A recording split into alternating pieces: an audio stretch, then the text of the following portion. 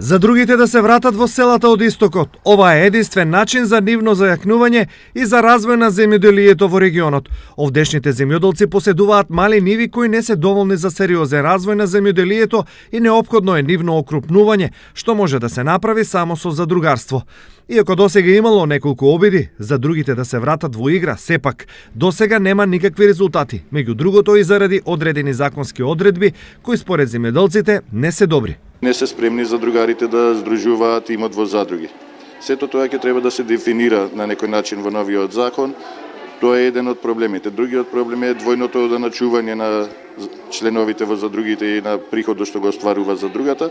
И третиот дел е дека не сме равноправни со индивидуалните производители. Членовите што се во земјоделски задруги имаат обврски да водат книговодство. Доколку овие пречки се надминат, задругарството би можело да се врати. Впрочем, Зрновци, Подлог, Тркање, Блатец и други села од регионот својот развој му го должат токму на задругарството. Инаку во Македонија сега постојат само 39 задруги, неколкукратно помалку од пред 30 години.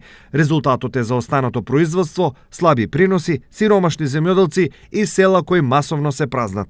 Колку за илустрација, дури 35% од жителите ги напуштиле селата, од кои речиси сите се млади луѓе, оние кои требаше да бидат носители на нивниот развој.